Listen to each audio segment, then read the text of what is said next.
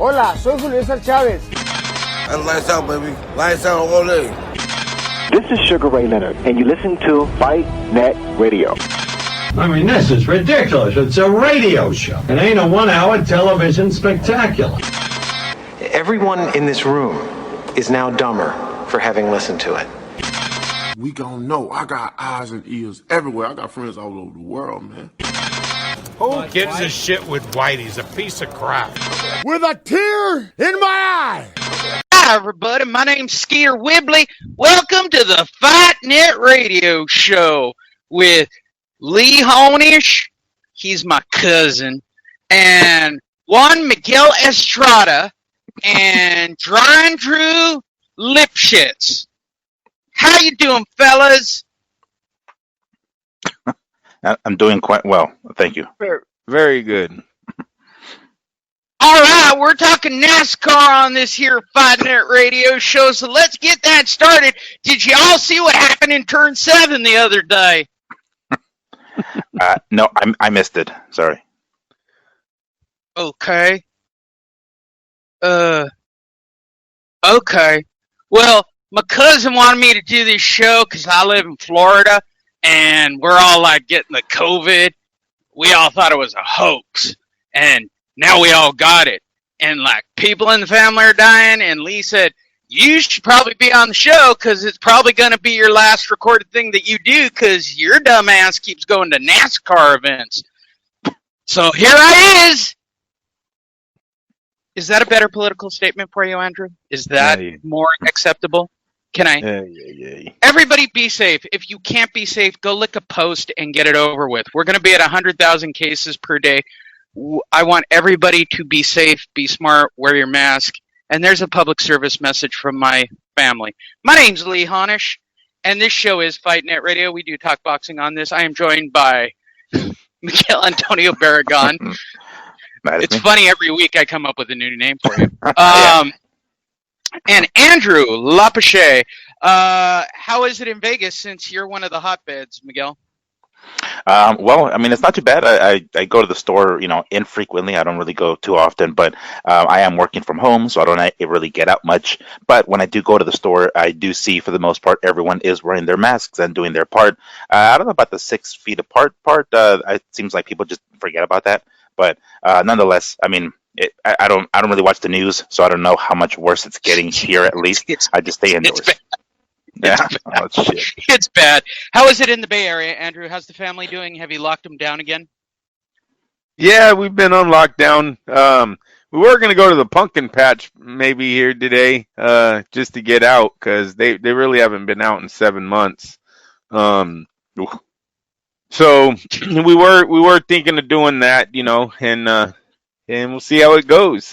Just keep their hands clean and their masks on, and everything should be good. They did go back to school, so that's good. And everything's been fine with that. That's good. Well, people under a certain age. My daughter's going to go back to school. I think the point I bring up is, please, everybody from the three of us, wear your mask, be safe. We want to see us all of you guys back at the fights. We want to go to fights. I mean, I'm real lucky that last weekend I got to go to Las Vegas to cover the fight as Rare Select Media, then off to Miami, then over to New York for the North American Broadcaster Show, to wind up back here in San Diego to find out we were now in the middle of the highest pandemic numbers we've seen since the beginning of the pandemic. And from all of our families to all of you, please be safe. And we hope that this show, wherever you are, brings you a little happiness and enjoyment. That's our message. How was that, Andrew? Was that heartfelt? Was it good for you? Yeah, it was good. Hopefully it goes away after the election. It's not, Andrew. It's so not. Oh, my God, it's so not. I need live concerts so bad I can taste it. Never mind. Follow all of us on social media. Fight Fiend Migs has Instagram and the YouTube channel. Fight Net Radio, as you can see if you're watching the video, of course, has its own page on Facebook. That's the one we keep up and we all post to it. I'm also at Lee Honish on every form of social media. And Andrew is just at Andrew Lapache. You can follow him as well. There you go. Let's get started.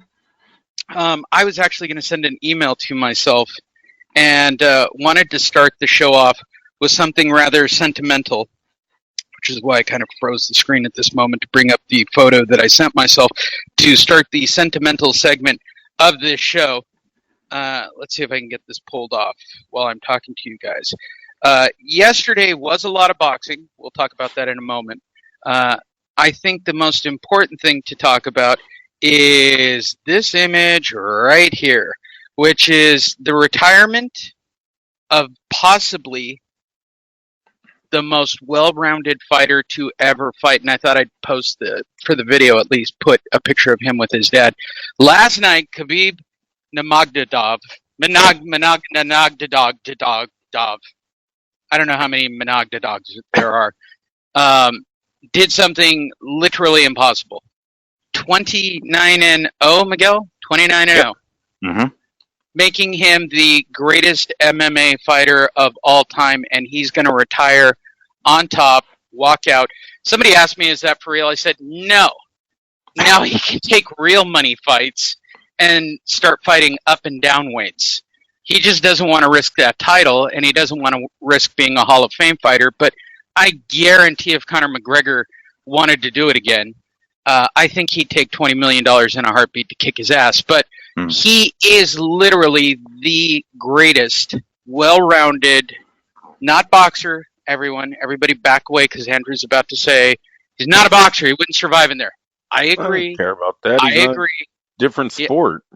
However, if we're talking about like in the days, look, this is the guy you don't want to see on the street. Let's just describe it that way. When Daniel Cormier is saying this guy could go up to light heavyweight and beat the champion, Miguel, what can you say about the man that hasn't been said? Well, I mean, what hasn't already been said, it was a bit of a shock. Well, quite a bit of a shock, I should say. We all kind of thought that maybe he was like, thinking about walking away, but we figured he was going to reach the 30. He was going to get the 3-0 and then walk away then. But, it came one fight before.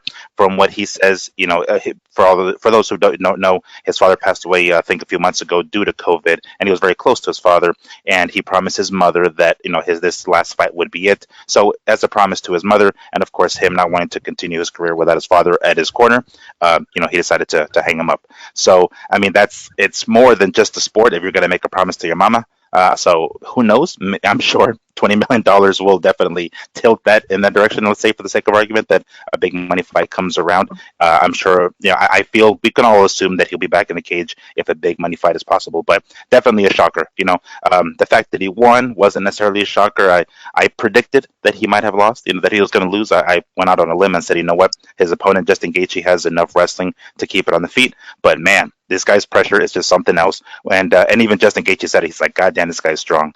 Mind you, he's wrestled with bears as a child, so this guy's got some strength on him. But nonetheless, good for him. Congratulations on his career. And it's definitely a shocker that he decided to walk away. Yeah.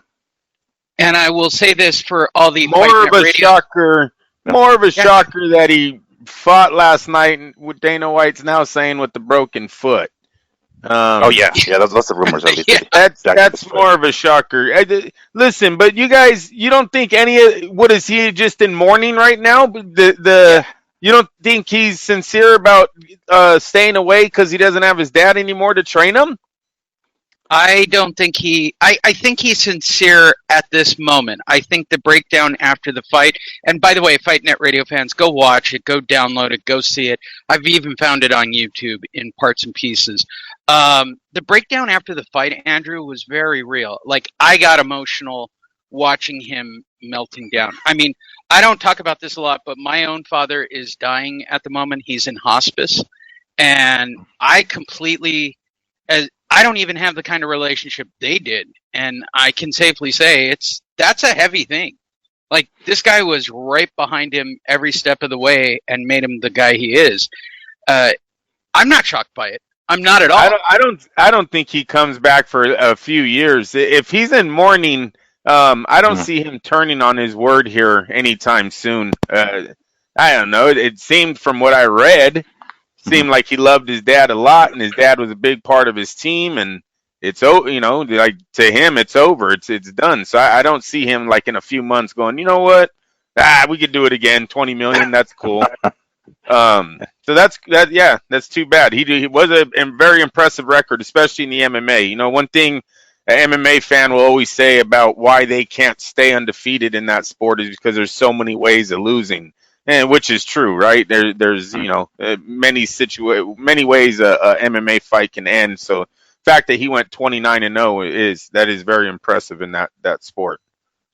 It really is. And to win it on a triangle, again, Oh, that was beautiful. win it on a triangle, he had his back, he had him knocked out, he had him like 6 different ways, and he decided it had to be a full thought on his part, Miguel. Like, he had every option available at that moment. I'm going to flip the guy back over, I'm going to get on top, and my final fight's going to be with a triangle. The most basic rudimentary of grappling and submission moves. It just says a lot about the guy and the amount of confidence that he has. I think the triangle is even more rudimentary than a rear naked choke because everyone has a basic defense for it. But the triangle, it's really hard to get it. Nobody ever says this, and I'm not a fan of the move itself because with bigger guys, it's really hard to get it. It's really hard to get it on bigger guys. It was a fun watch. It was a great fight card. I started watching at 10 o'clock. It was 4 hours. They didn't put long gaps between the fight. They weren't ponderously awful like we do with some of these boxing cards. I thought Dana did a good job to end this session of Fight Island, and it was a good time. I didn't pay for it. I'll say that out loud, but I did not pay for it. Moving forward, there was boxing last night. So I guess we should get to boxing, shouldn't we? I mean, that's where we are, really. Let's talk about Sergey Lipschitz first. Sergey Lipschitz, who has a press release company second to none in the business, in my humble opinion, who basically told me about his pre-press conference, post-press conference, semi-press conference, his workout day press conference, and, oh, by the way, make sure to turn on the TV because you don't want to miss out on another conference. The dude fought a nobody, a late sub no less, who's number 5 ranked by the IBF, named Kausto Clayton, and fights him to a damn draw. You know what? If the PBC didn't have bad luck, they would have no luck at this point. Like, they can't get a hand from anybody. Lying about Charlomania and its drawing numbers, lying about these Showtime cards. I haven't seen him on Fox Sports 1 in a few weeks, and I'm guessing because they don't want to put on 5 hours of shitty boxing. Phenomenal. Sergey Lipschitz is, one of their quote-unquote stars who pulls a draw. I start with you, Miguel. Well, it was definitely surprising. If you guys watched the fight, the first half seemed to belong to Lipinets, and seems like he was controlling it well. What's his name? Clayton, I think, from Nova Scotia, that I keep repeating over and over. He was doing, he kind of stayed away for the most part, like in the beginning, but he brought it on later on in the fight. And when I started hearing the scorecards, I was like, damn, this is a close one. When the end of the 12th round. But when they started reading the scorecards, I was like, oh shit, here we go. And when I heard those 2 114s, I was like, oh hell no. And they really they put a lot of attention on Lipinets at Showtime, as far as like his history and, coming up at 140 and then fighting Mike Garcia, losing to Mike Garcia, having that only that defeat in his record. It was a close fight. Like, it legitimately was. It kind of felt like Clayton took over the latter half of the fight, and his movement, man, I swear he could not miss with that right hand. Like, it didn't look. I don't think he ever really hurt Lipinets. I think he did kind of catch him to the body one time that it kind of stuck him for a second, but it didn't look like he ever really hurt Lipinets. He just was tagging him with that right hand, and I swore he could not miss with that right hand. But it was a very close fight, not very eventful per se, but it was a close fight. I'm okay with the draw. Andrew, did you get a chance to watch Lipschitz? I didn't give myself a chance. I don't watch PBC fights. All they do is fight in their own stable. And I know it'll be in the news later, but a major duck coming from their company this week in boxing, and it's just more proof on why I don't watch this company anymore. Yeah, I don't disagree with anything you're saying, especially about the story we're going to talk about. Let's move over to the wildly wild. What do you want me to say about this? I mean, so for those of you who don't know the history of the infamous flyweight pound for pound card, it was originally, correct me at any point, Miguel, started on HBO. They accidentally got lucky with Chocolatito Gonzalez. Somehow they magically got him on the pound for pound list. Then they created this whole flyweights, straw weight, ghost weight, peppercorn weight division of people that they tried to convince you were amazing boxers. And HBO ran it for a couple of times, and I guess they drew numbers. Then they all disappeared.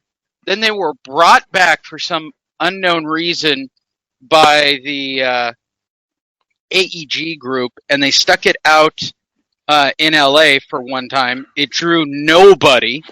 And now here we are on the fourth, I think by my count, fourth card with Chocolatito and company of strawweight, empty weights.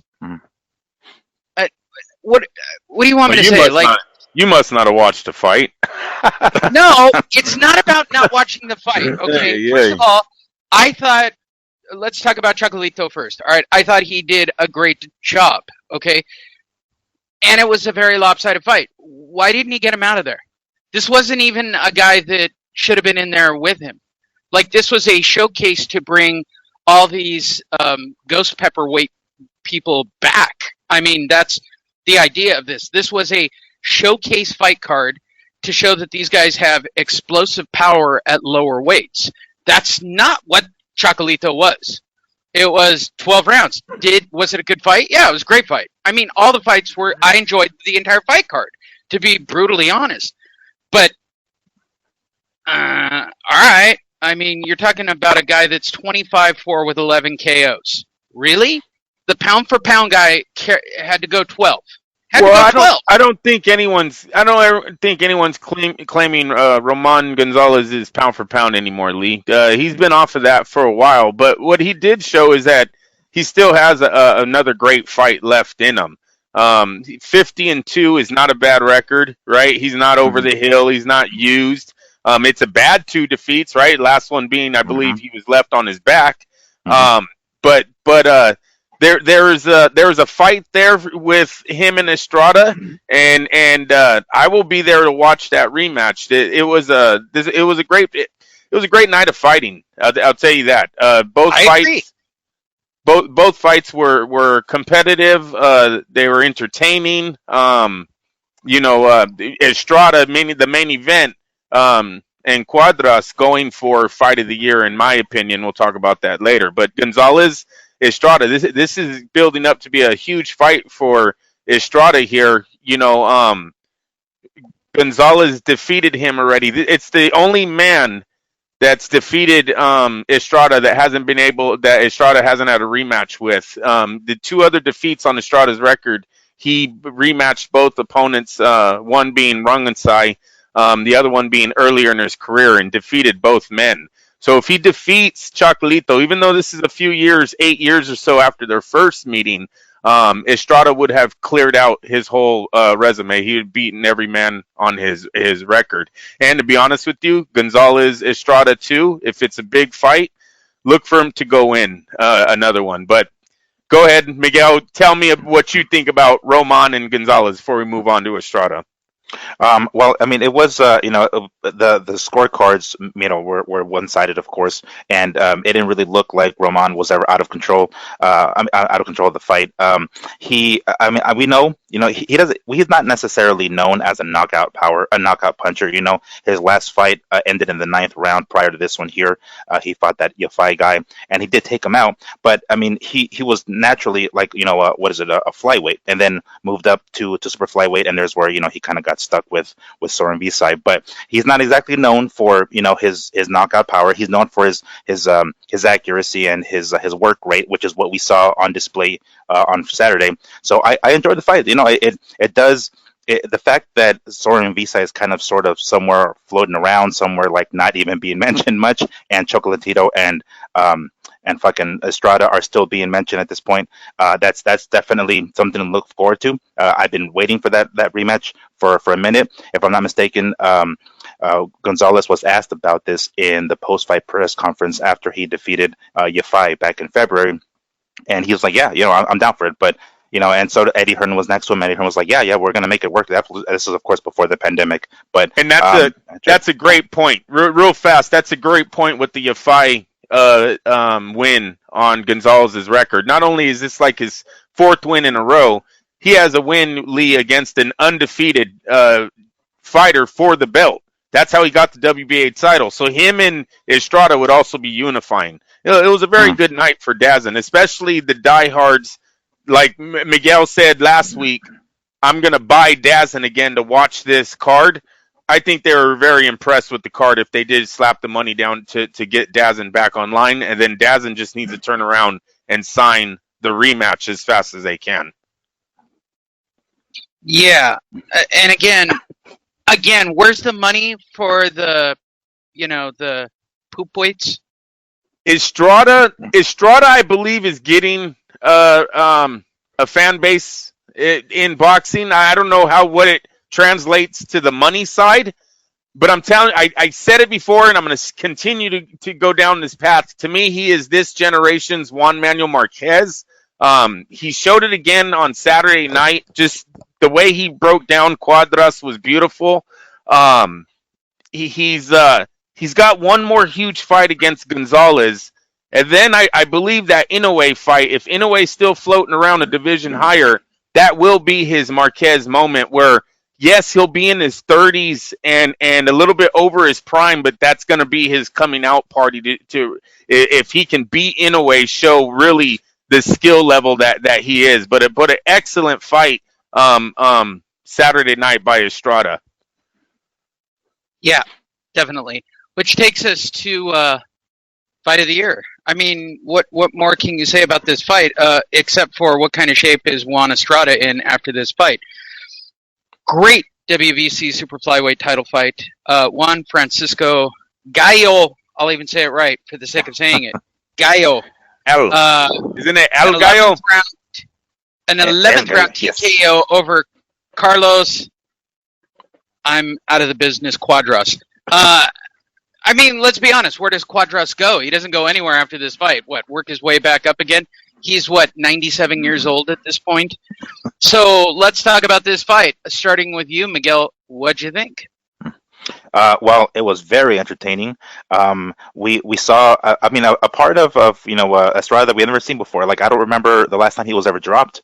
And Cuadras dropped him, and it was clean. It wasn't, a push or a shove or anything. It was a clean uppercut that stunned him, and then he followed it up with a left hook, and it dropped Estrada. And for a second, I was like, oh shit, because if you guys remember the first one, Cuadras was giving, Estrada a lot of trouble early on. It was later on when he came on, when Estrada came on and actually dropped Cuadras later on in the original fight, in the first fight.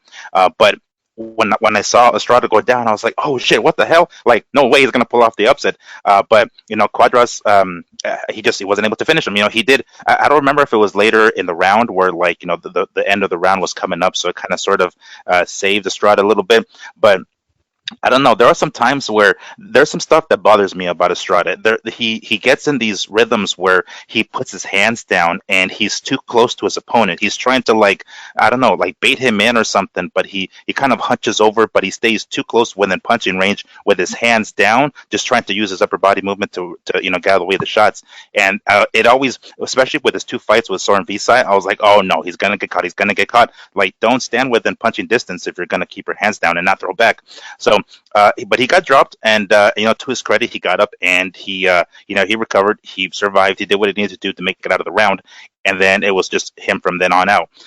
But towards the end of the fight, I kind of got the impression that Cuadras' legs were just not there anymore. Like his legs were gone. When he fell that first time, it didn't even look like he was really hurt. Honestly, it looked like he just kind of toppled over, and it was like a combination of punches that Estrada was landing, and he threw this weird little uppercut that kind of caught him in the forehead, and then he fell, and it didn't even look like the shot was really that powerful. It was just like his legs were gone, and you can tell, he was just sucking wind, and he was trying to clinch.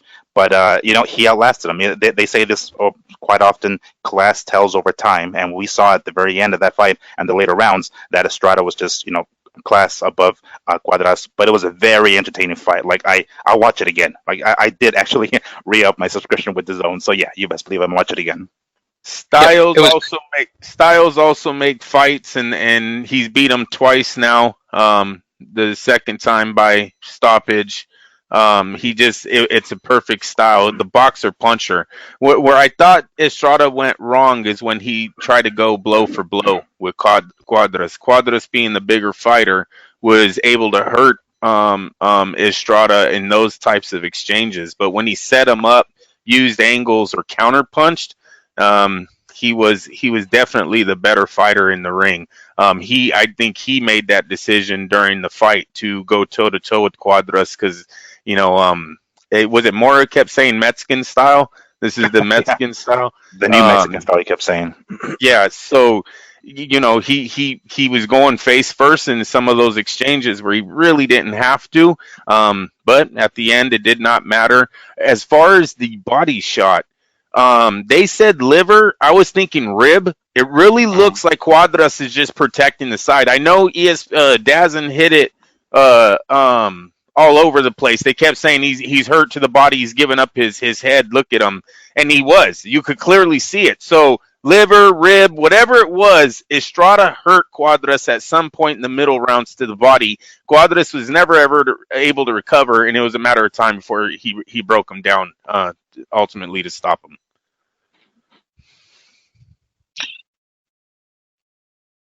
Are we? Did you guys get it out of your system? Are we good?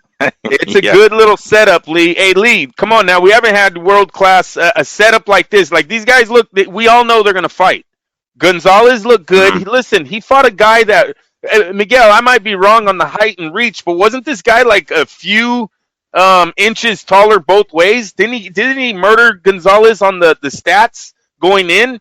I don't remember the tail of tape. I'll have to look it up, but I don't remember the tail of tape. Yeah, I believe he's a lot taller, and he has a major reach, and you could see it playing into the fight. When Gonzalez is trying to get in, yes, Gonzalez is older. He's not in his prime. He's not as fast as he was. The kid was landing combos on him, and that did give him a harder time, but it was a great fight, and I'm very interested in seeing Estrada clear this resume out.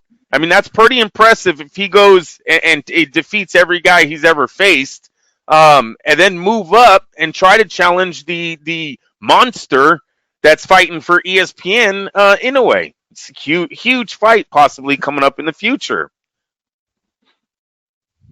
Yes. Might be a little too much boxing for Lee. Lee. No. Well, then how can you not see this, Lee? Inoue's fighting in what? Isn't he fighting in 2 weeks or next weekend? Next weekend, yeah, Halloween night. Weekend. Yeah. We'll talk about it shortly. Okay. Inoue is back. I'm not disagreeing with you. I'm just trying. Look, what I bring to the table is not my fight expertise. What I bring to the table for the fans is a little bit of humor, generally off-colored, and usually some marketing insight. So here's my marketing insight to this. Where's the audience for this, Andrew? Like, where, how do you... Might be Japan.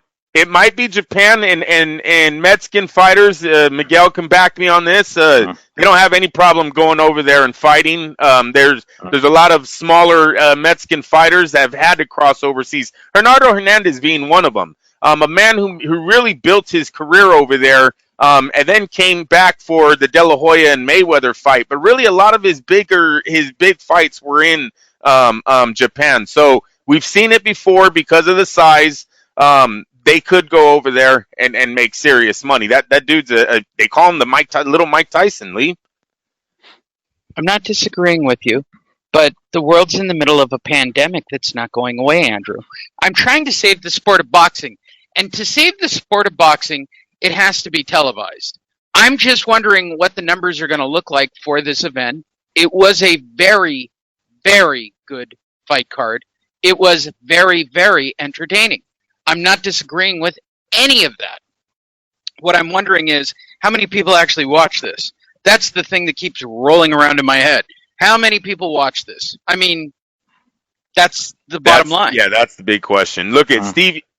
Go ahead, Miguel. Go ahead. I don't know. I was just going to say that, like, how many people did up their subscription to DAZN? Because it wasn't just this fight. Like later on, the end of the year is going to have quite a few decent fights on DAZN. So I didn't. It wasn't just this one, but this is definitely lit the spark, so to speak. I was like, oh shit, I'm going to watch this one. I'm going to re-up my subscription for the remaining part of the year. But DAZN is going to have several very, very good cards at the end of the year. This one being the first one. But that was my concern. Like, how many people? And then, like, generally speaking, boxing is on Saturday, right? We usually watch it on Saturday. This happened to be on a Friday. I was like, damn, I don't know. I mean, everyone's home. Well, we assume everyone's home, but who is watching boxing on a Friday night? Like, I don't think many people are, and especially if it's on DAZN. Yeah, that was my concern. Like, who actually did watch this fight? Yeah, and that's right there. Right there at the bottom, it says TV Azteca Studios. Mm-hmm. Did they get to air the fight themselves? Because if you listen to Mora, he talks about Julio Cesar Chavez is there, and they're commentating on the fight for TV Azteca. Now, TV Azteca, if I'm not mistaken, is also on my cable package as an extra. You can buy that as an extra Spanish station. Mm-hmm. If that's the case, and then in Mexico, these numbers could be huge. If TV Azteca was able to show that fight, also besides DAZN, right? DAZN. DAZN. And you know what? Excellent point, because it just occurred to me. So my folks have a house in Tijuana, right? We've had this conversation several times.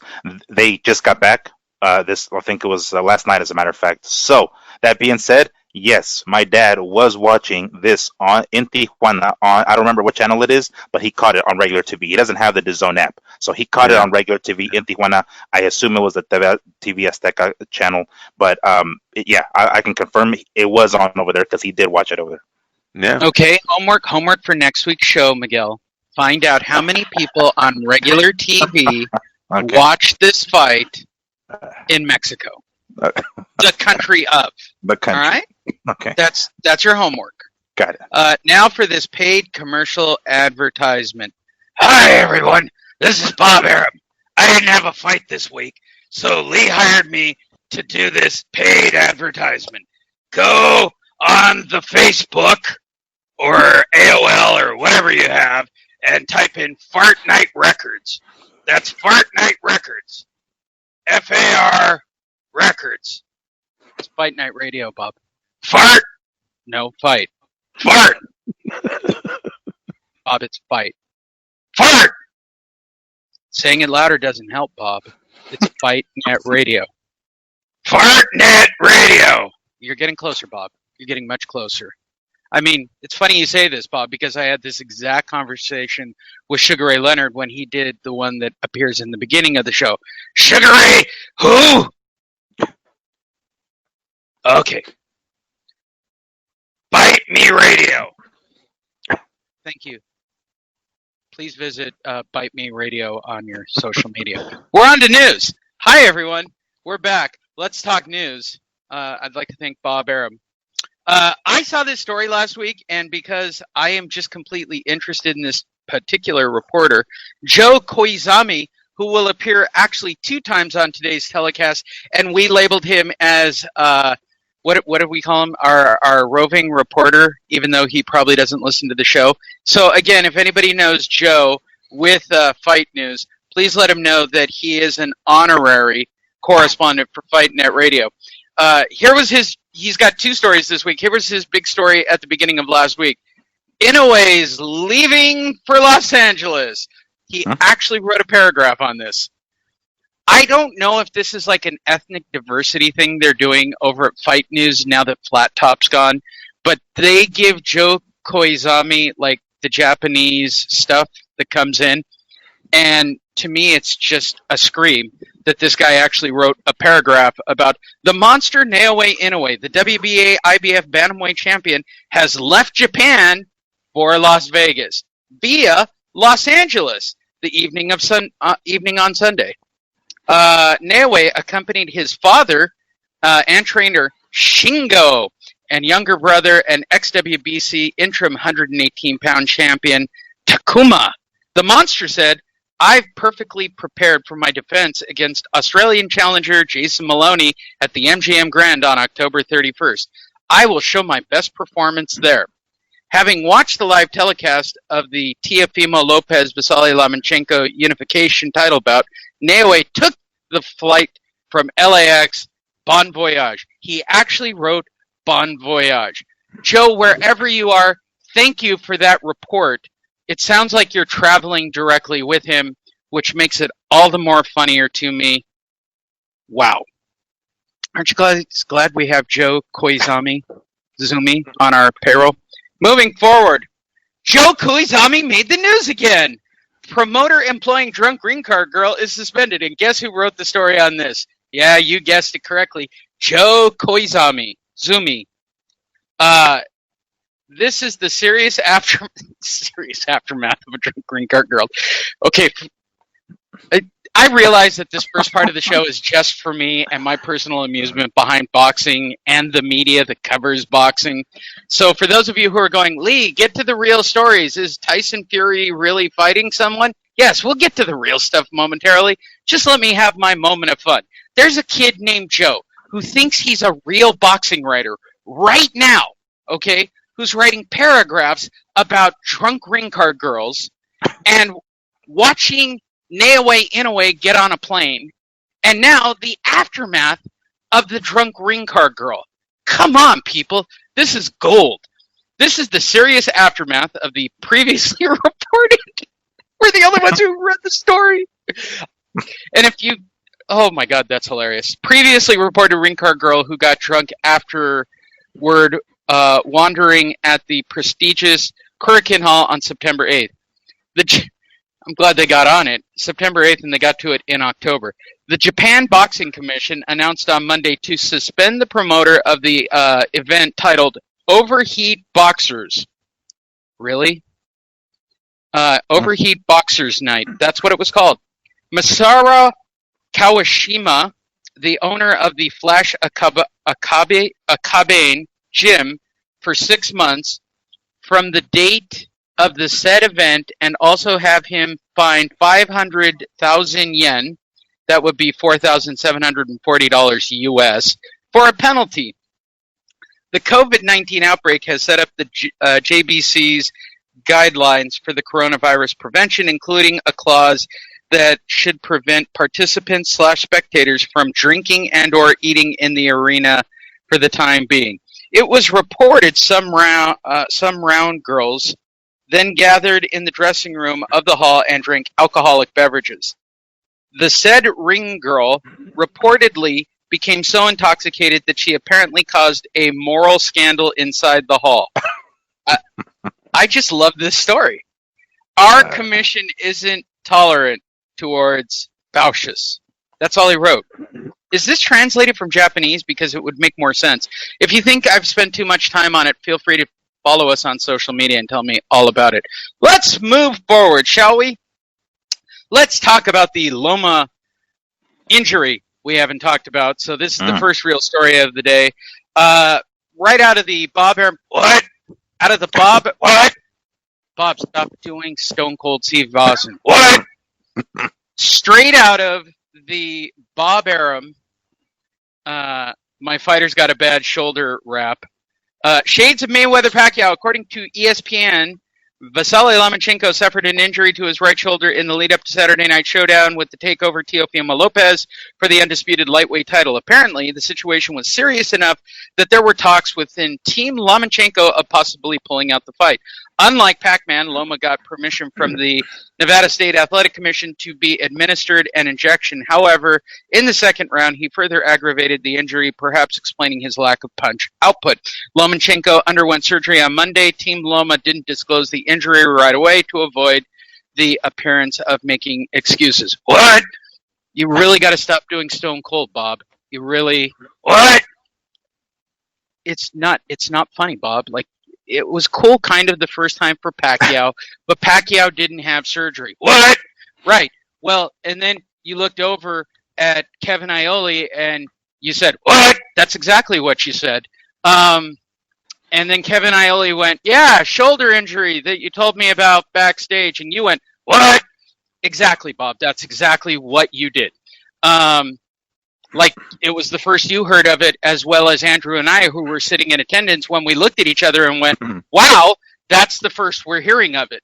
And much like that moment, we are once again faced with now Lomachenko. What? Exactly, Bob. That's exactly what we're faced with. We're faced with you once again telling us about another shoulder injury. What? Exactly, Bob. Thank you for participating in this week's show. So I turn first to you, Andrew.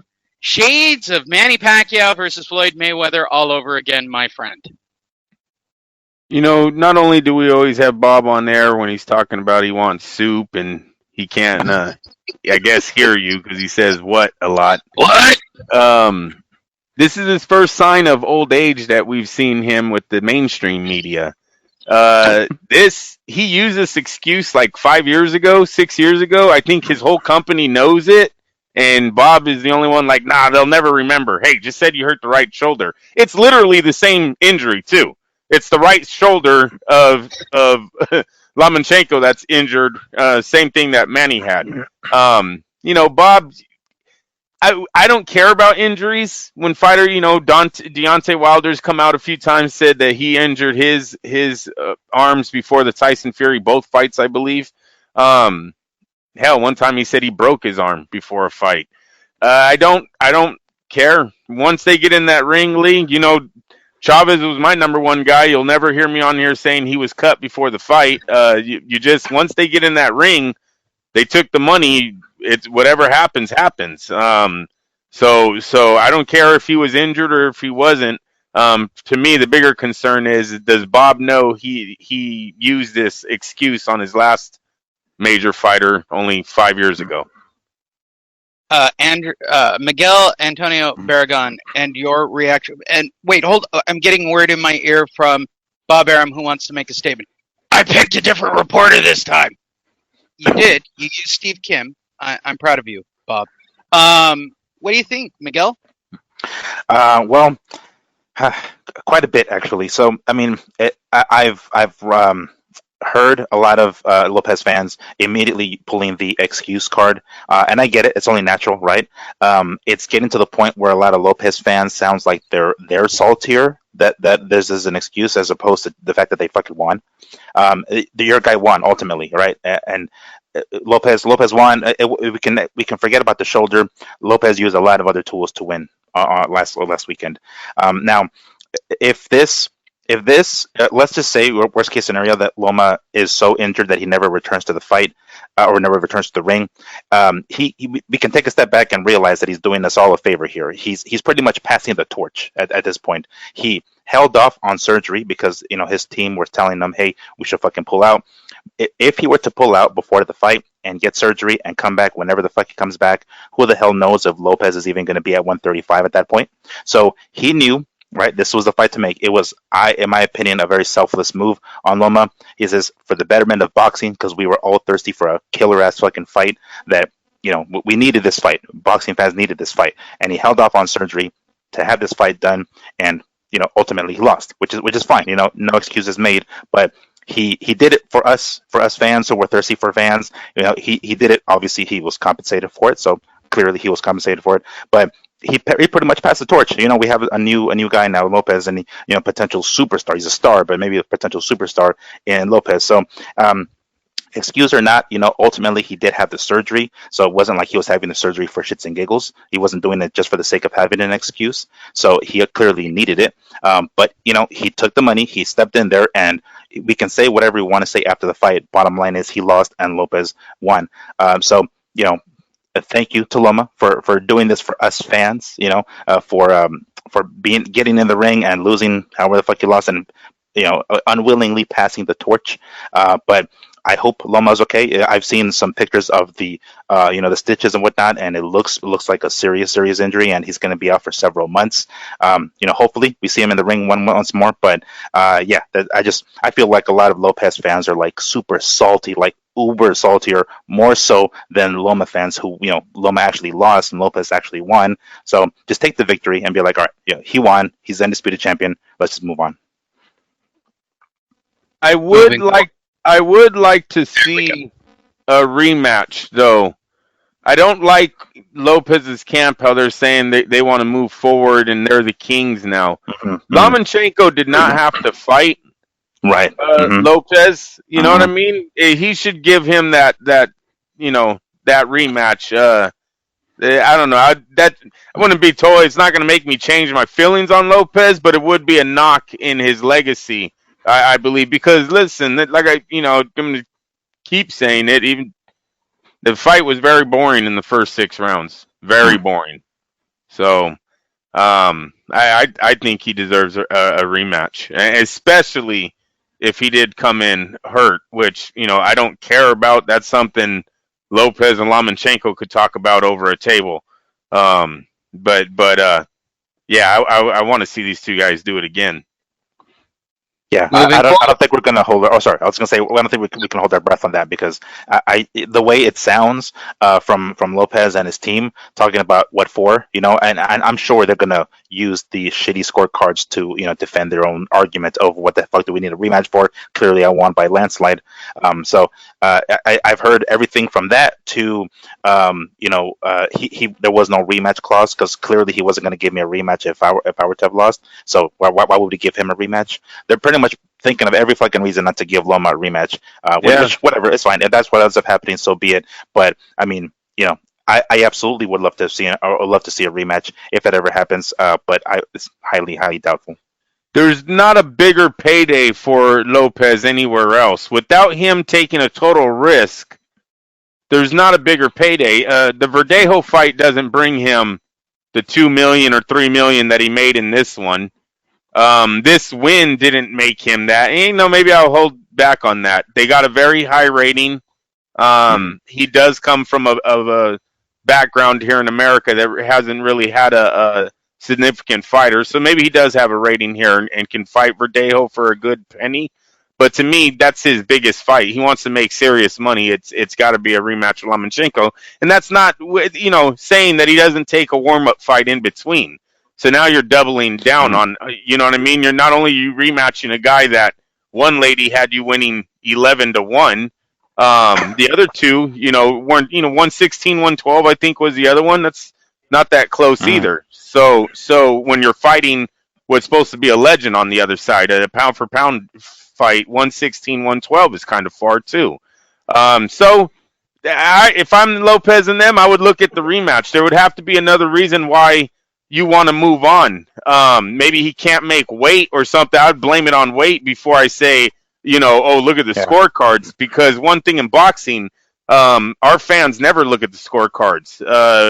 We will judge a fight and we'll stick to that, and people argue that to their death. So there's a lot of people that had that fight a draw, have Lopez winning, but nowhere near the scorecards of at least 2 of the judges on there. And I got to say something else. And this blows the mind of people, but whoever had this fight a draw has to agree that means they had Lomachenko ahead going into the final round, because I don't think there's a person that gave Lomachenko the final round, yet you have a lot of people online saying I would have given this fight a draw. So that really shows you just how close this fight was, and that's even with the bias-ass commentating that ESPN was doing, when I thought they were putting a little bit too much on just the pressure of Lopez, when we've seen that sometimes in boxing it's not always about pressure. But besides that, they weren't really fair on the score. I guess Andre's scorecard was. You can say Andre's scorecard was fair, but their commentating seemed a little bit biased towards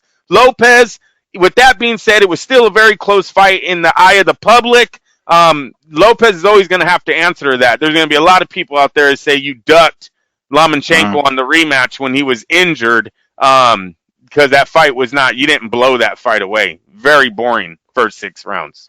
Yeah, and I actually had it exactly like my scorecard. The first time, at least, because I did have to score it twice. The first time I had it a draw. It literally round for round exactly how Andre Ward had it. The second time around, I gave it to Lopez. The swing round for me was the 7th round. The original for the first, when I saw it the first time, I gave the 7th round to Loma, and then I watched it the second time, and I actually rewatched that same 7th round like 2 or 3 more times, and I was like, no, Lopez got this one. But that last round absolutely went to Lopez. Yeah. Yeah, I had a few rounds with question marks. It's just one of those fights because, see, I'm from the old school, and I'm not trying to say that anybody, either of you guys aren't, but I come from the challenger needs to take it to the champion. So I didn't know how they were scoring. Lomachenko is the pound for pound guy. He's the one that's been holding down Top Rank for a while now. They both seem fairly the same on marketing standpoint. So I didn't know who Bob Arum was fucking going for. Obviously, after the scorecards are read, we can see it was Teofimo Lopez. 11 to 1. At least we know who like Timothy Bradley was going for. Holy hell, dude!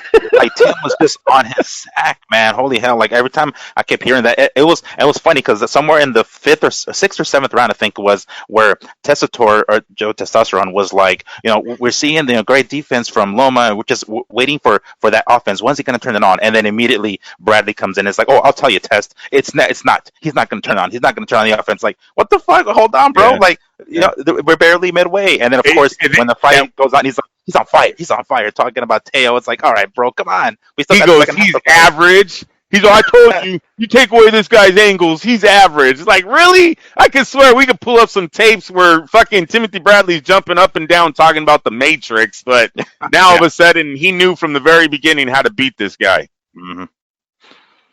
Moving forward. Sorry. Wow. No, you guys did fine. Why do you think I sit out? When you guys have a real debate, I allow it. It's an important part of the show. And based on our European correspondent, it's an important part of the show. He still thinks that I am slightly grumpy because he's put reins on me from doing really, really insane stuff on the show. And I would not... I'm fine. I'm fine with the way the show's going. It's a real boxing show now. I mean, I get my Joe Kuazami stories in, and I'm happy as can be. I am. You guys allow me those little moments of having Joe, and I'm good. I'm good. I'm happy. I'm happy. Uh-oh. None of it bothers me. So let's do a story that makes me happy, shall we? Billy Joe Saunders is back in the news. Miguel, why don't you refresh our memory? Why is Billy Joe Saunders famous on this show? Well, most recently for putting out a video on social media of him hitting what I recall being a punching bag and explaining how he would beat up a wife, or how to beat up your wife, if I recall correctly. That's about it. Andrew, is that how you recall it? Yeah, that was it. That was definitely it. Okay.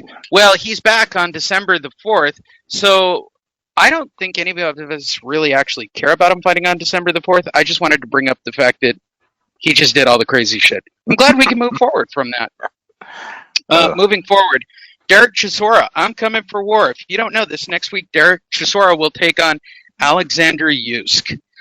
So let's talk about Chisora versus Usyk. All right, we're a week away. We're going to talk about these fights here in a minute, but Derek Chisora. First of all, how old is Derek Chisora? Anybody? The Holly Smoot tariff bill? Like, seriously, how old is this dude? Let's start right there. Yeah, most likely early 30s, but I think you mean the wear and tear on his body, correct? The miles on the odometer. Yeah. That's where it starts looking bad. I mean, even from the photo, he looks like an old man. I mean, substantially like an old man. We said this before, Lee. This is more about a chin test for Usyk in the heavyweight division. Yeah, I completely agree. And now, let's talk about this fight for a split second. Is there anybody that thinks that Usyk doesn't have a chance at this weight class and against Derek Chisora? He is a real heavyweight.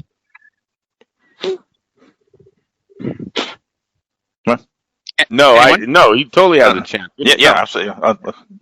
Chance, absolutely. He's gonna most likely dance circles around fucking Chisora. Okay. You guys are I think. just going to let me hang out to dry on this particular topic, are you? Okay. Let's We don't know who Usyk is in the heavyweight division. All right, look, he's going to take the power. There we go. We go. Well, I mean, he's going to take the power in this. Is this fight happening? Yeah, it's next Saturday too. Awesome. Okay, so because there's a lot of fights that I need to watch, so I don't have to watch not watching Davis Santa Cruz. Never mind. I know Which you're not. Cut. It's okay. So I'll definitely watch these two fights. But he's gonna do the power test on Saturday. That's what we're thinking this fight's about. Okay, or I am. Then he takes a step forward. But Lee, when he gets to the big three, that's a whole nother class in its own. So Usyk could be the man all the way up to number 4, get to number 3, and it all falls apart. That's going to be when he's really tested. As far as being a contender, absolutely, I think Usyk is a real contender in the heavyweight division. I just don't know what he's going to do when he meets the men that are 6'7" and 300 and something pounds. I completely agree. And Miguel, your feelings on the fight? How do you see it? Well, I'm looking forward to it because I want there's even after that victory that Usyk had at his debut at heavyweight, there was still a lot of questions. Can he hang with the big dudes?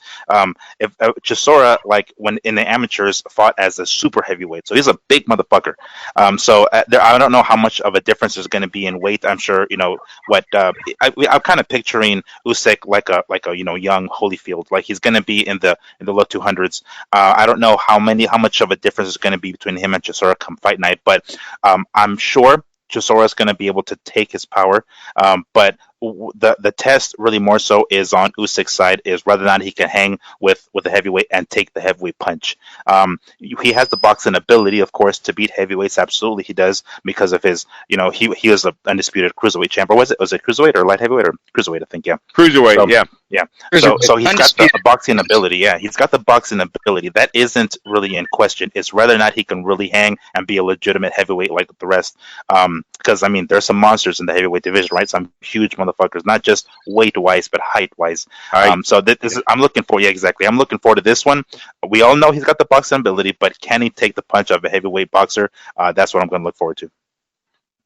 Moving forward, let's talk about famed Korean promoter Jung Kim-il. He died in North Korea this past week. Jung Kim-il. The joke is ruined. I tried. Okay, never mind. Moving forward, we actually did that story. Why is this out of order? I'm having one of those days looking at my video screen. Let's try. There we go. Mauricio Suleiman released his A Great Week in Sports, and it is a recurring segment on this show to allow Mauricio Suleiman, in his own words, in his own letter, to hang himself out to dry. So let's see what's on Mauricio Suleiman. For those of you who don't know, Mauricio Suleiman is the WBC president. I want to start this week's column by expressing my deepest condolences to our dear Victor Silva, a colleague of our organization, and more than that, a member of the World Boxing Council for the loss of his mother last Friday. It was a very active week in sports. The Major League Baseball playoffs had a great emotional moment as the Houston Astros returned to fight. What the fuck? Yeah, is he like a whole month behind? This is dated October 24th. Did any of you guys see on DAZN he was doing the interviews because their knockouts were happening so fast on the undercards? No. Yeah. Oh yeah, man. He was doing the interviews for TV Azteca translating. Yeah, and did a very good job. I got to, the panel, DAZN panel gave him a props on how well he did, and I have to too. But it was really strange. I mean, this guy he's very charismatic. Wait, here's the funniest one. The Los Angeles Lakers won championship.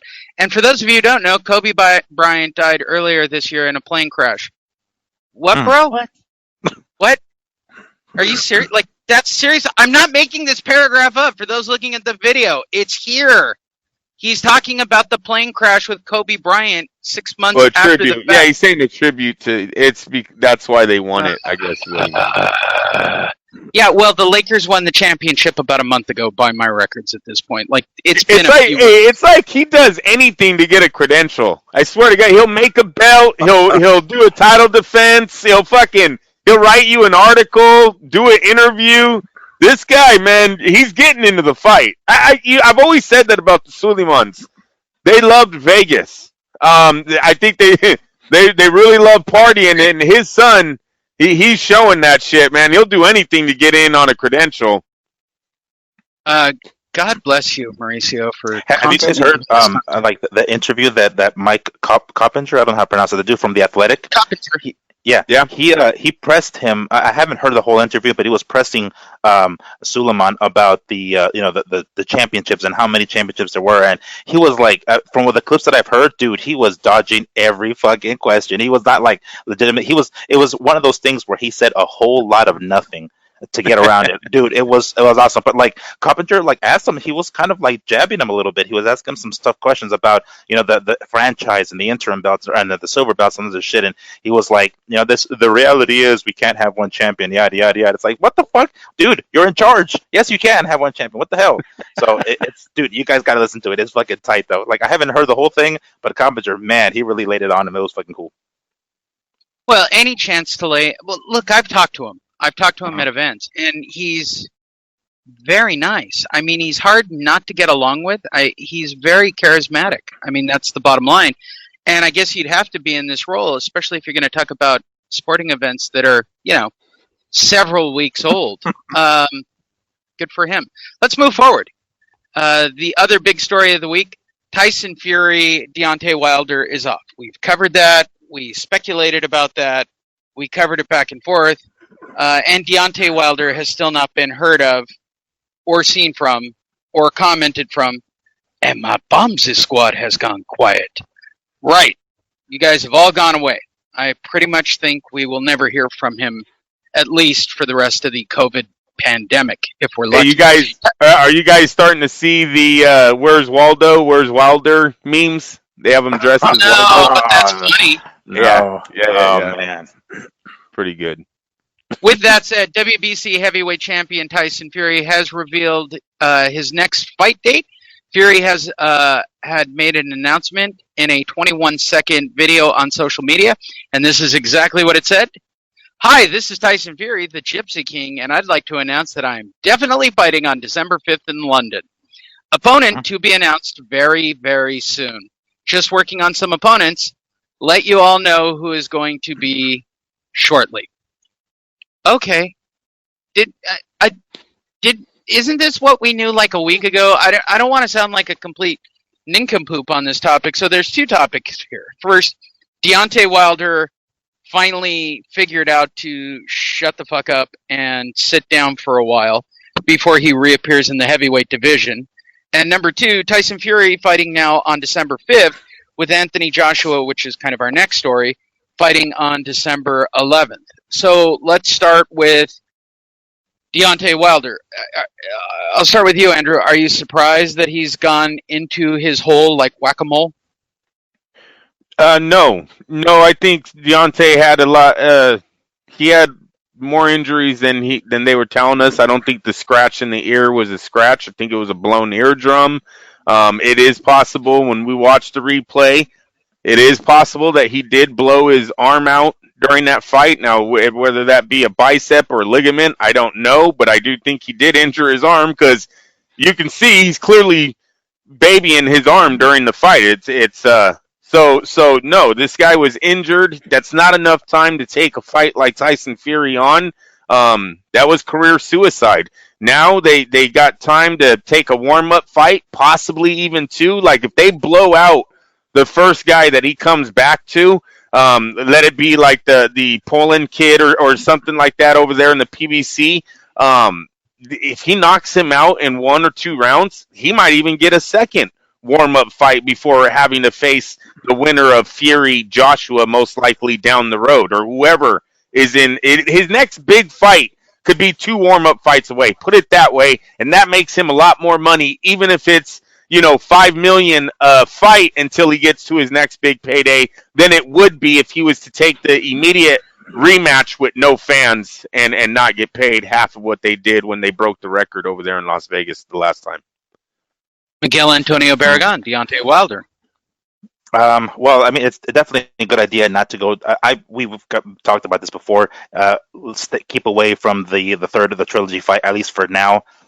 Just get some time to recover. We've already heard that he's removed Breland from his camp, so he's trying to start from scratch, trying to start over, I guess, and which isn't necessarily a bad idea. I mean, I didn't think it was a good idea to get rid of Breland to begin with, but to start from scratch and just kind of build from the ground up and back to the drawing board. And on top of that, the healing, because I mean the time off, whether we want the time off or not because of this COVID, it's helping fighters because they are healing. There's a lot of nagging injuries that they all generally have throughout the year because they're usually training, they're usually in fight camp, and fight night comes around. So I think it's a good idea to just kind of skip on this. Fighting someone else before Fury is a good idea. We think that's probably the best route, but I'm not surprised that we haven't heard a peep from fucking Wilder since Fury is always in the media, right? He's always saying one thing or another, posting something on his social media. So it's no surprise that we're hearing from Tyson, but it's no surprise that Fury's kind of in hiding right now and hibernating. The workout. How do you say this? The lockout shutdown of boxing only works for the fighters that were able to fight right before the shutdown happened. Yeah. And I don't look up the records. I don't know who's leading in most days being out of the ring, but you don't want to stay out of the ring and out of fighting shape for too long because these guys, they are primed athletes. It's very hard to get your body there if you let it slip too far. Most guys that come in after breaks aren't always as sharp. So we don't want these breaks to be too long for some of these, your Terrence Crawfords, your Anthony Joshuas, and things like this. Even though hopefully both of those guys are in the ring here soon. In this case, I think was Wilder and Fury was in February, right? So it was like right before the shit hit the fan. So I think it would work for Wilder in this instance here. But how much longer? I don't know, because the longer they stay away from the ring, we want to keep them active, right? Fighters want to stay active, and this has forced them to be inactive for at least several months. I think it's good for Wilder. It allows him to heal and allows him to kind of get his head on straight, but not too much longer. Like he needs to get back in the ring, like whether the next, early 2021, I would say. And most likely they have their opponent already picked out. This is a waiting game on the Fury side to announce his opponent, so then they can say it's not our fault. I think that's all. Wilder don't want to announce his comeback before Tyson Fury does his, because then everyone's going to know what was going on here. Right now, they can both tell their fan bases, oh, no, it was his side. Oh, it was his side, and no one will ever really know the truth. I don't know if people even have that much trust in the media anymore to ever say that, no, that was the confirmed answer right there. That guy never lies. With that being said, I think that's the only reason why Wilder hasn't announced his comeback yet. I'm more sure both of these guys, they were supposed to fight, so they were ready, right? The fight was going to happen in December if the pandemic was lightening up or whatever, they could have their fans, whatever it was. These two were ready to fight, so they probably most definitely have their opponents on Wilder's side because the PBC doesn't have to reach too far to get a guy to fight him. About $5 million is the going price, and it's the Tyson Fury side that they haven't picked their opponent yet. From the sounds of it, I think it's going to be another one of your Otis Wallens, some guy we never heard of. From the sounds of it, it's going to be a guy from PBC because it's a TBA right now. It's another TBA. TBA from the PBC. And that takes us to our final real news story of the day. Anthony Joshua will fight on December 11th against Kubrat Pulev.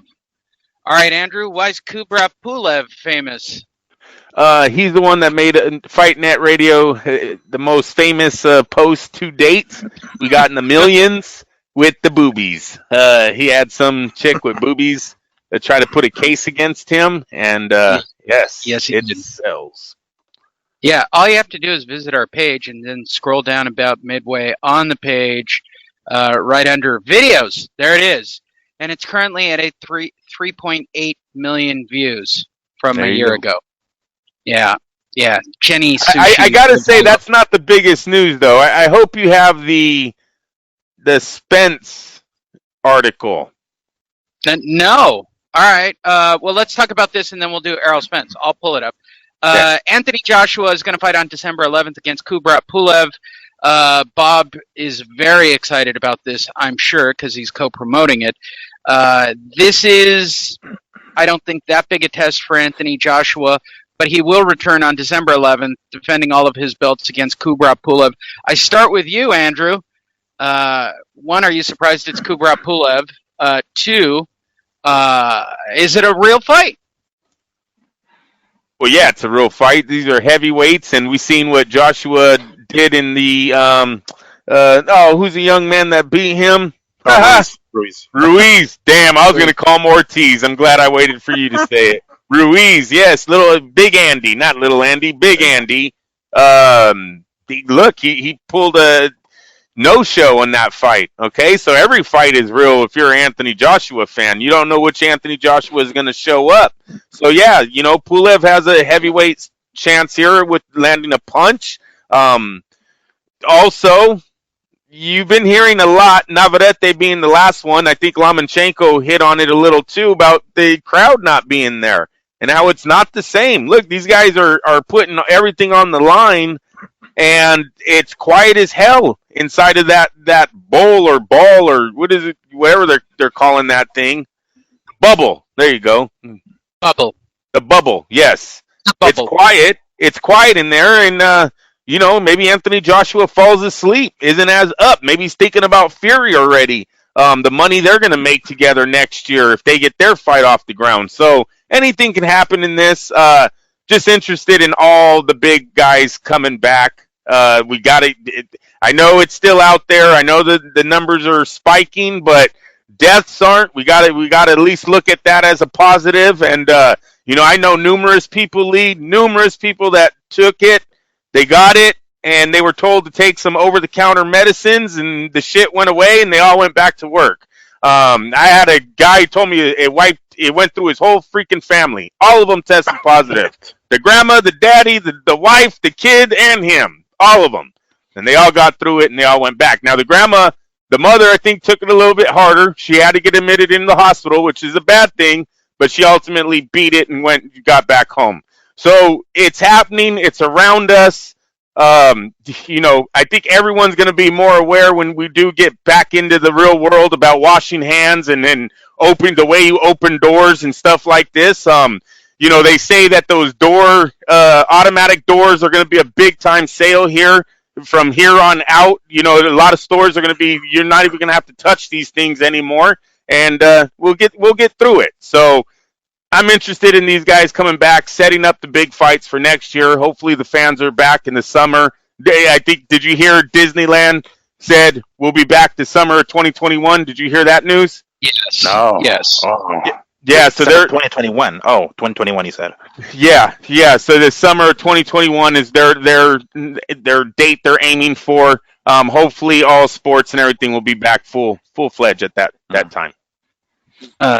Anything you'd like to add to that, Miguel? Well, I'm excited to see him back in the ring, AJ. I mean, fighting Pulev is, I think he's one of the mandatory challengers for one of the belts. Yes. I don't remember which one in particular. Yes. So, IBF, I believe. IBF, was it? All right. Yep. So I mean, it definitely is a legit fight. Pulev, he's got some pop, so it's not like he's a pushover. He is, on the downside of his career, of course, but he managed to get himself one last title shot. And yeah, we don't know what condition, AJ is going to be in. He last fought Andy Ruiz in, was it December? So we're approaching a full year now of him being out of the ring. So what condition he's going to be in. We did see him a little slimmer when he fought Ruiz in the rematch. Yeah. So I don't know if he's going to be as slim coming in here, or even if that's even part of the game plan, or if he's going to go back to the old AJ and try to knock people out again. So interested to see how it is, and definitely fun to have both Fury if he does find an opponent for December 5th, and then AJ also. So seeing two of the top two heavyweights in the world right now fighting in separate bouts by the end of the year. That's pretty exciting. So I'm down to see him back in the ring. It's been a long time coming. Andrew wanted to cover Errol Spence Jr. Am I correct in that assumption, Andrew? Yes, as long as you got the right article, it should be the I'm one. sure I How many There it articles are we is. talking about? Oh, There Lord. it So is. 5 days ago, Errol Spence Jr. wanted to fight Manny Pacquiao. That was 5 days ago. Then 4 days ago, he wanted to fight Canelo Alvarez at Cowboys Stadium. I'm assuming, Andrew, you want to talk about Canelo Alvarez, knowing you. You know what? You could talk about both of them because there's one name he's not mentioning, you guys, and I'm telling you, this is Spence is ducking. He's ducking. Mikey Garcia ducked. Like, it's very sad to be Terrence Crawford right now. The guy's pound for pound one of the best, but he should be a legend with those two names already on his resume. Mikey Garcia should have already fought in Terrence Crawford, and Spence should be in the future, if not already happened this year or next year. If it doesn't happen, there's no way that fight can't happen. And this guy's talking about fucking moving up 2 divisions? You're going to move up 2 divisions on a guy that went up 2 divisions to meet you. Yeah, I agree. Miguel, do you have comments on that? Well, I mean, it's obvious for the payday, right? We know that Canelo is what's going to get him I suspect that Canelo will get him the bigger payday than Crawford, but that just adds another wrinkle to the freaking story, another reason to not have to fight Crawford. Go up and but by whenever the hell he wants to have this fight, I haven't checked. What is it next year? I'm assuming in Dallas or Cowboy Stadium. Yeah, absolutely, he's going to make it. By then, I'm sure we're going to be able to have fans in the crowd. It's going to be a big gate. Of course, fighting one of the other top pound for pound dude who's cash cow. Yeah, I understand why he would want to fight him, but it's like, I don't know. And like these days, this boxing era, nobody reigns anymore. Like, you don't stay at your weight division and just whoop all comers, in your weight division for X amount of time and then move up when there aren't any challengers left. Like, they're just jumping ahead. They're just looking for the next big payday, and they're like, all right, let me see if I can fight Canelo at 160, jumping 2 weight divisions, knowing that there's still challengers at 147, and there's just nobody reigns anymore. They're just looking for the fucking payday.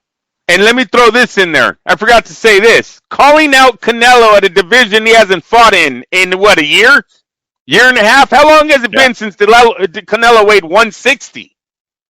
Oh man, at least well over a year. Yeah. September, I think, was was it September? Oh shit, more than that. No, he's fought in Kovalev. Didn't he fight the other guy at super middleweight too, where he took the belt?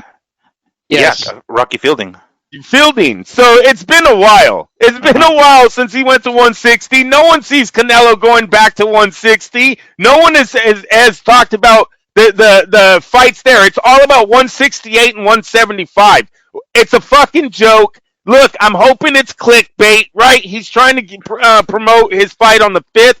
Let's hope from this point to December 5th we get Spence to talk about Terrence Crawford, because this is the moment where the media should be setting up the fight with Terrence Crawford by asking him, look, we all have you beaten Danny. Everyone's got you ahead of Danny Garcia. This is not this fight's good, but it's not the big one in the welterweight division. The big one is you facing Terrence Crawford. What is your opinion, your thoughts? What is your plans moving after Garcia?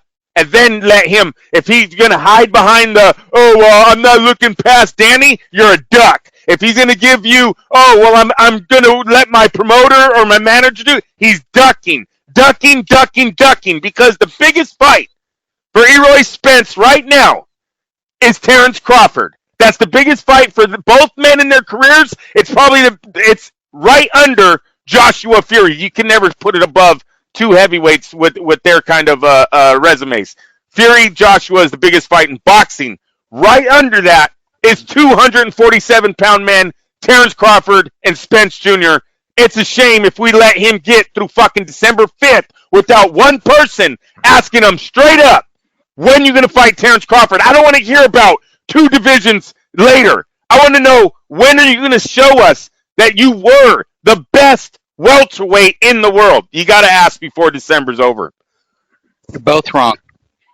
But damn it, Easy, Bob. They're wrong. but I'm going to tell you. No, guys you're why wrong, both- Bob. Jeez. I'm going to tell you guys why you're both wrong. but Yeah, I'm going to tell them why they're wrong, Bob. I would love for this to be about Terrence Crawford, but you are both wrong. I'm going to play a futurist.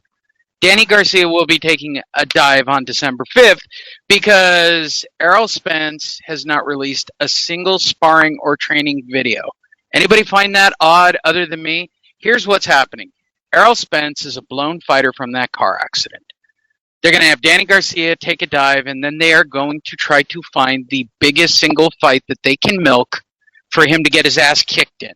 And it's not against Terrence Crawford. That fight doesn't make any money except the hardcore fans. So they're going to try to get Canelo or Manny Pacquiao because that fight makes them more money. Where Errol Spence will get his proverbial shit handed to him. And my guess is, while he was sparring, somebody hit him on that glass jaw of his that he crashed through his vehicle, and he went to the canvas, and everybody in the room went, "Call Al Heyman. We got a problem." Al said, "Don't worry about it. We got Danny Garcia. He'll take a dive for $1 million, and Danny Garcia will take a dive." And then they'll start talking Manny Pacquiao, or they'll talk Canelo Alvarez at whatever obscene weight they're going to talk about for either fighter. That's what's happening here. That's what's happening. This is another reason. Oh, go ahead. Sorry. Go ahead. No, go ahead, Miguel. No, I was just going to say, this is when you mentioned earlier, Lee, a blown up Errol Spence. Like, how hard? He's a big dude. How hard is it going to be for him to come back down to 147 after being off for such a long time? And this gives him another reason to pack on the pounds. He doesn't have to drop back down to 147. He can pack on a nice amount of weight and maybe stay at 150, or maybe go down to 154. But the eventual exit of the 147 pound division is what I'm thinking. Yeah, go ahead, Andrew. And I don't think this guy fights Canelo right out the gate. You're looking at 2-3 fights down the line of them milking their PBC fan base and then maybe getting the retirement check that Lee's talking about. But I do not see him going right to middleweight. And you guys, I don't even see Canelo coming down to 160 anymore. Spence isn't that big for him. No way. So it's to me, this is just a bullshit duck move. I'm going to call it a duck move until he talks about Crawford. I'm hoping it's clickbait, Lee. That's what I'm hoping for, that he just said this so we would talk about him, everyone else would talk about him, and read the story, and then see on there on December 5th, Fox pay-per-view, that he's fighting Danny Garcia. See, I just promoted his fight right there. I'm hoping that's what he's looking for, more than actually this is what the plan is of his career, because what a sad one it is if he never fights Terrence Crawford. There's been some big fights that were never made. This one would be historic. This one would be huge because you're talking about two guys, dead prime, both on the pound-for-pound list, not that far away. Terrence Crawford has an argument that he is pound-for-pound. Huge if they don't ever get in the ring together. Two undefeated champions unifying championships, absolutely. Yep. Not going to happen. It's not going to happen. Errol Spence is damaged goods. Danny Garcia is taking a dive. He fights Manny Pacquiao. End of story. I'm glad we all had this talk because I'm always right on this shit. Moving forward, let's talk about next week. First of all, on Friday, Oscar makes it back on DAZN with Jaime Munguia fighting Torino Johnson in what I can only call an excuse to see Jaime Munguia fighting on Friday night. Check your local listings on DAZN. They'll be at Fantasy Springs Resort. That takes us to Saturday night, the fight I'll be watching with Miguel that Andrew won't be watching. Gervonta Davis takes on Leo Santa Cruz from the Alamo Dome in Texas, where they believe actual people will show up and pay actual money to watch this actual fight, which I doubt. But, which is actually on pay-per-view. Oh, jeez. Yeah, for $80. It's also Christ. $80. $79.99 was the price they put out. If they say 100,000 people show up to this fight, I will then realize how much of a shill Coppinger has become.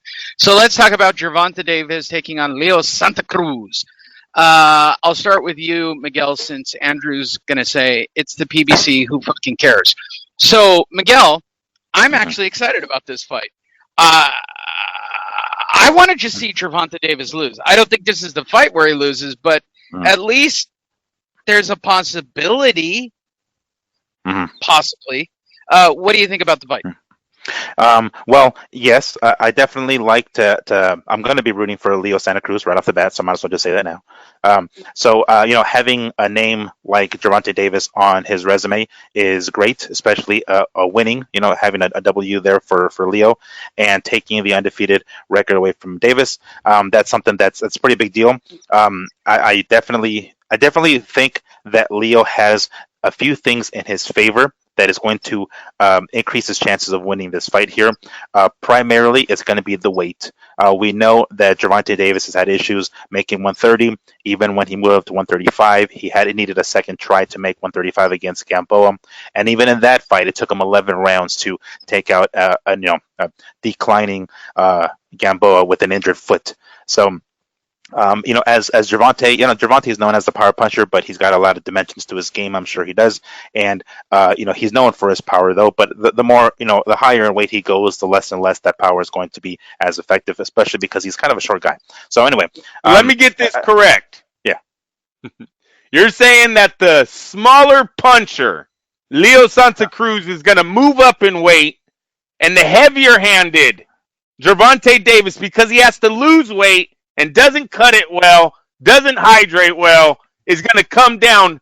The smaller guy with the lighter punches is going to win. Is going to win that battle on activity. If Gervonta actually makes 130, he's going to be very, very depleted. I suspect that he actually is not even going to make the weight. But if he does, I think he's going to be depleted. We're going to see it later on in the fight. The second half, we're going to see Leo Santa Cruz, because this is Leo Santa Cruz has fought at this weight division before, like maybe once or twice, maybe I think once in particular. I think his activity is what's going to help him win this fight, not necessarily his punching power. I think he can take Davis's shots, but we'll see. But yeah, I think his activity is what's going to really, the pressure that he's going to put on Gervonta Davis, and on top of that, Davis coming down back to 130. That's what's going to ultimately do it. Andrew, do you want to chime in? Yeah, I think he stops him. If what he's saying about the weight on Davis, his comes in weak. Santa Cruz throws 1,000 punches, man. He's not going to be able to take 1,000 punches if he can't go the 12 rounds, or if doesn't have full energy. It's going to be a hard fight for him to go, because Santa Cruz comes to war every time. He doesn't let up. You don't see him take a step backwards. You don't see him box. That's why I had him losing. Look, this is why I wasn't too high on the fight. See, I'm not thinking about the angle of Davis having weight issues, although in his career history shows us that he does have weight issues. Miguel's absolutely right on that. So, will that play effect into this fight?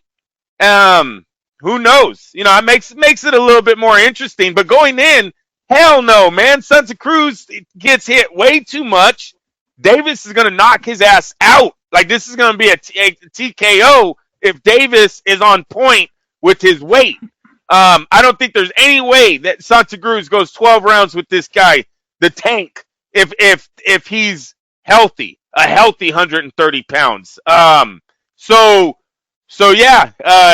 Interesting fight when you look at it from that angle. I'm just not that high on it, because to me, Santa Cruz is past his prime. He's moving up in weight to take on a very heavy-handed fighter. To me, without the weight issue, everything plays in Gervonta Davis's side to win this fight.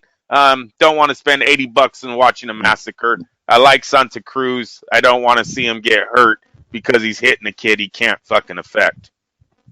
And you know what? Right, when I first saw that this fight, when this fight was first announced, I thought, oh hell, because Leo, if I'm not mistaken, has only fought one time at 130, so he had just moved up to 130. And then when I heard this fight was going to be announced, I'm like, oh shit, Leo's going to move up to 135, another weight division, because Gervonta had just moved up himself. So I was like, that's a bad idea for Leo, especially fighting him at 135. When I read it was going to be at 130, I was like, oh, okay, that's a little bit something different, because now Gervonta, who is struggling with weight, is going to have to come back down, which who the fuck knows when's the last time he made 130. I think that's going to affect him, but this is considering that he does make the weight. I'm suspecting that he's actually not going to make the weight. He's going to come in heavy, pay whatever fine he's got to do, and then blow Santa Cruz out the fucking I'm going to say it again. I know it threw you guys off last week, but god damn it, this is a battle of nutrition. That's what he's saying here. That's what you are saying. Now, this week you are correct. Yeah. No, this week I am correct. Hey, shut up. You took away my whole bit last week, but I'm not going to get into that. I did Salcido, a very thin fighter. That's all I'm going to say about that, but I'll hold on to my bit. I'll hold on to my bit because Salcido will fight again. It's strong, Andrew. It's strong. Yes. All right, as a side note... Wait. This fight, we might be able to call this fight on the weigh-ins then. I think the weigh-ins are going to play a big role into this fight. Go ahead, Lee. Yeah, and for those of you thinking, are you guys doing a Davis Santa Cruz pre-show? No, we're not. But thank you for asking. What a dick.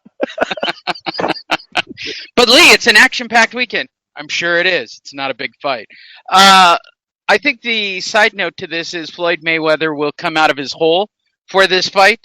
Does anybody want to predict who Floyd says he's fighting next? So far, we've got reality stars, Pacquiao, and we've even heard another fight with Conor McGregor.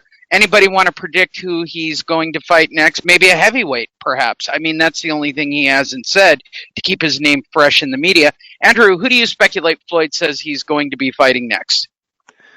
You know, I've got to stick with the Paul kid because I haven't seen them get off of that fight yet. I really don't know, and I really don't care. But if I was putting my money, if you had a gun to my head and said make a bet, I would go with the Paul kid.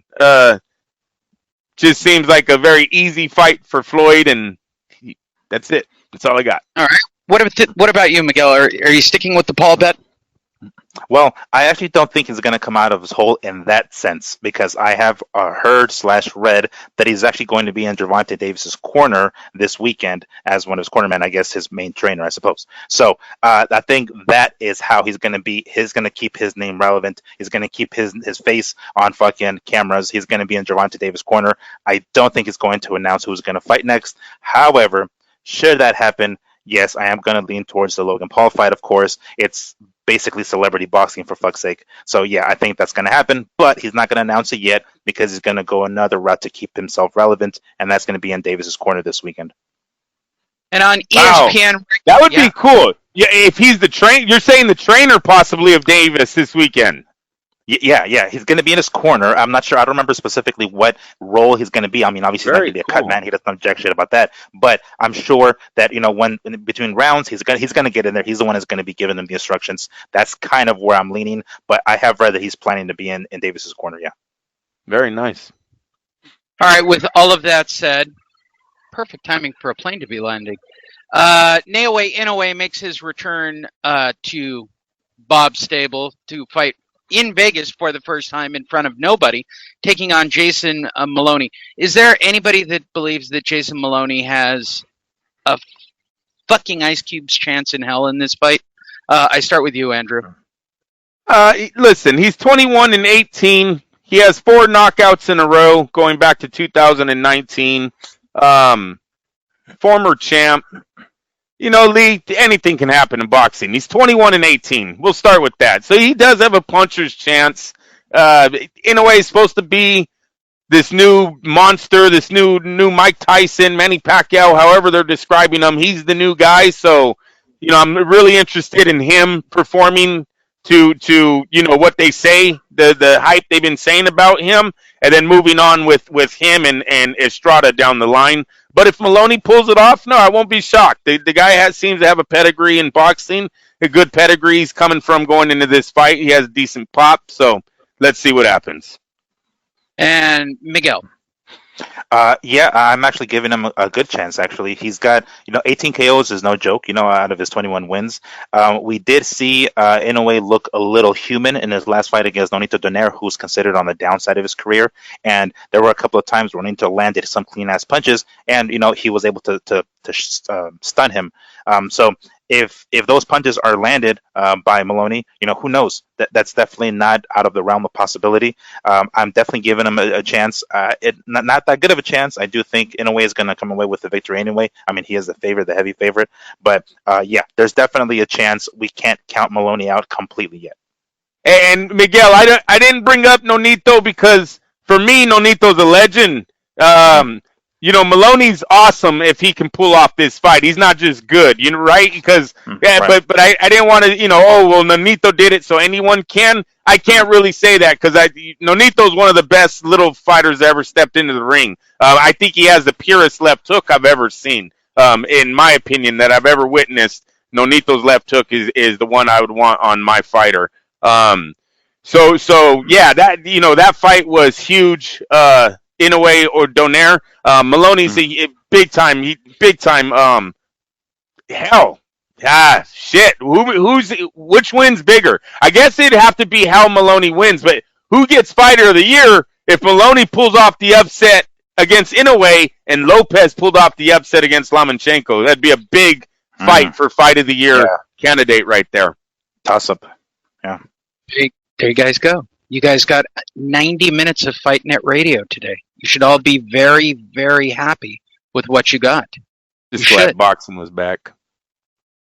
Well, exactly. more or less we needed it. We needed it. That's what I'm saying earlier. Thank you, Loma. We needed his fight. Yeah, granted, the first half of the fight was kind of boring, but this is exactly what we needed. He did it.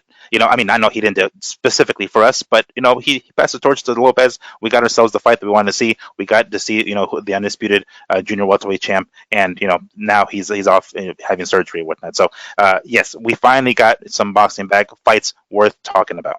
Yep.